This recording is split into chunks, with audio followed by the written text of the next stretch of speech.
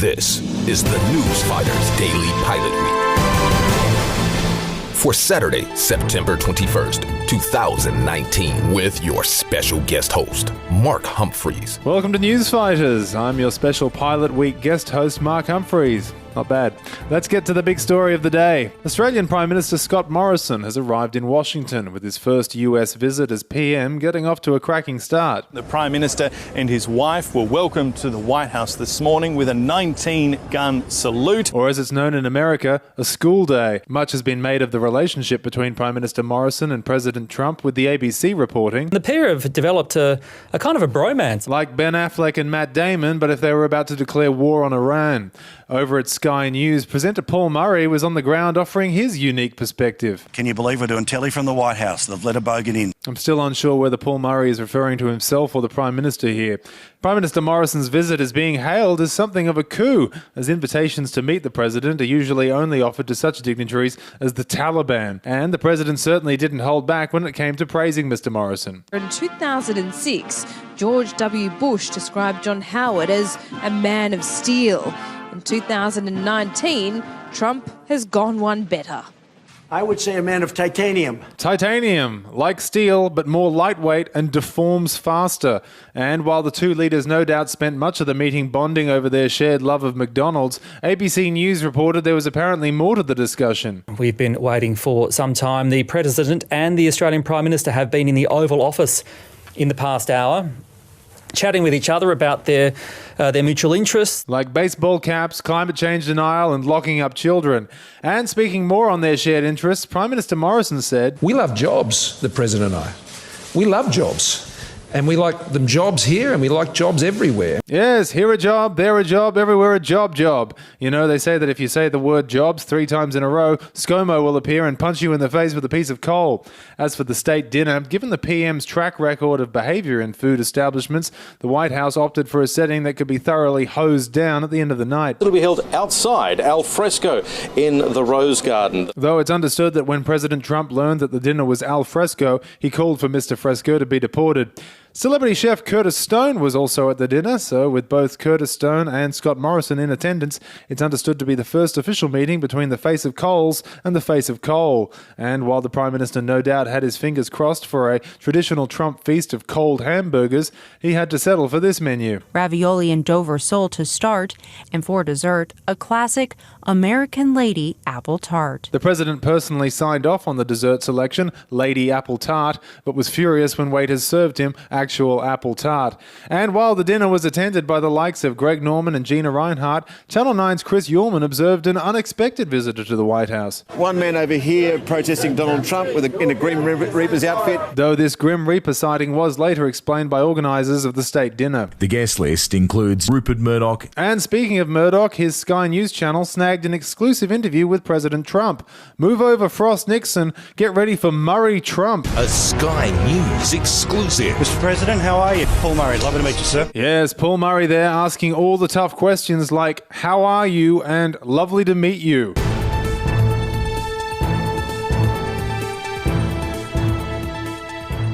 To our next story, thousands of children wagged school yesterday. Disgraceful. Oh wait, it's for a good cause. Millions of people in hundreds of cities around the world have taken to the streets demanding stronger action on climate change. There were climate strikes right around the country.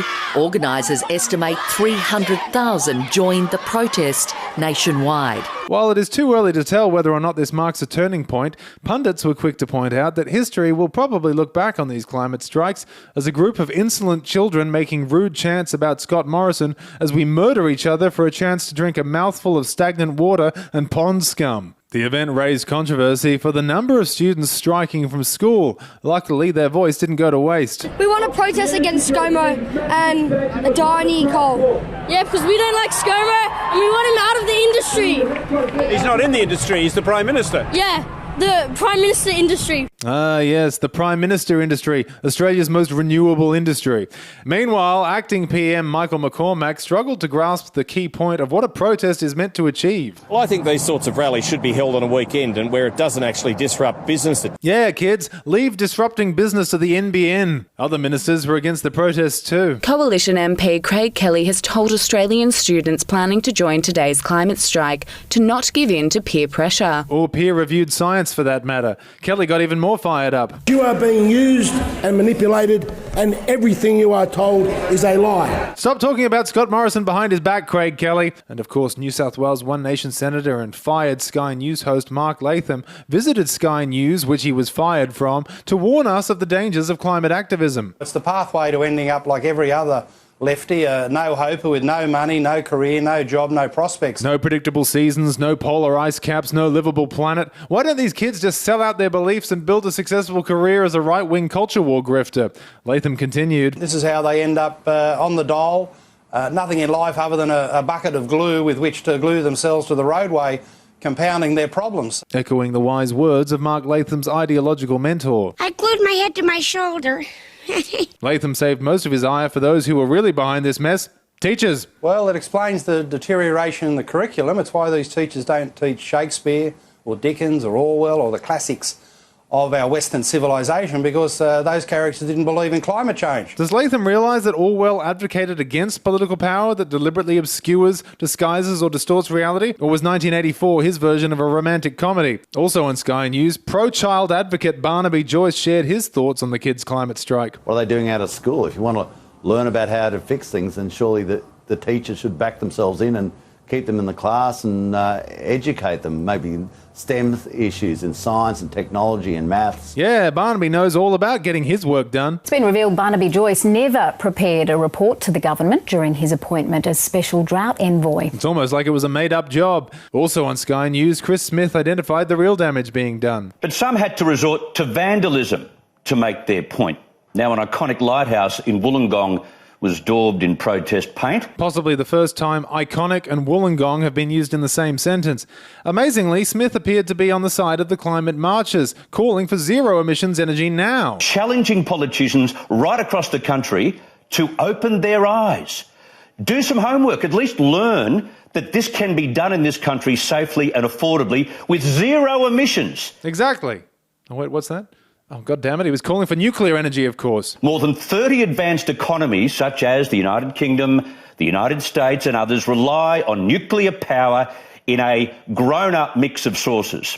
But as he says down here, we're stuck in an 80s time warp, where everyone has to be afraid of the big bad nuclear wolf. Incidentally, if you'd like to see a big bad nuclear wolf, Flight Centre has amazing one-way ticket deals to Fukushima. Chris Smith was joined by Barnaby Joyce, who was fresh from fronting a parliamentary roundtable on nuclear energy. While you were slaving over a very hot nuclear roundtable today, hundreds of thousands of protesters hit the streets in support of climate change. I think they were against climate change. Also, for the love of God, stand away from the very hot nuclear round table. You'll get burned. Also, I keep telling you kids, don't go anywhere near the nuclear table. Your flesh will slough off your bones. But that's right, Barnaby was lobbying hard for that sweet nuclear reaction. We're living in a cave. The world is going around us. Yeah. Indonesia's using it. South Africa uses it. Argentina, Russia, China, Japan. He's right. Nuclear is really big right now. In fact, I just saw a great new HBO drama set in the 1980s called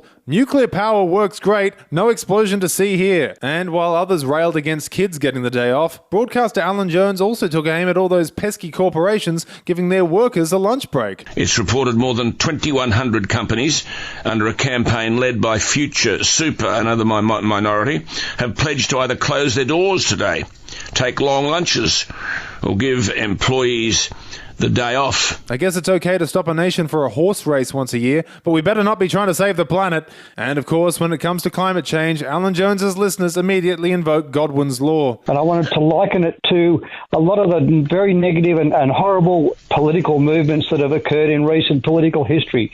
If you go back to the Russian Revolution, the Hitler Youth Movement, Pol Pot, they're all very similar and a very dangerous situation that's being developed here. Well, there's no doubt about that. Hitler and Pol Pot killed millions of people. The climate change protesters are trying to save millions of people. Yes, they're very similar. There's no doubt about that. Alan Jones's listeners didn't just chastise the kids striking for climate action. They also wrote in with some inspired, evidence-based solutions. Instead of striking, they could actually do something that would make a difference. Why don't they hang their washing out on the line and not use a clothes dryer? Wow, I never thought of that. Why don't they stop using microwaves and use saucepans? And here I was cooking my eggs in a shoe. Why not dry their hair with a towel and not a hairdryer? What's a towel? I've never heard of this.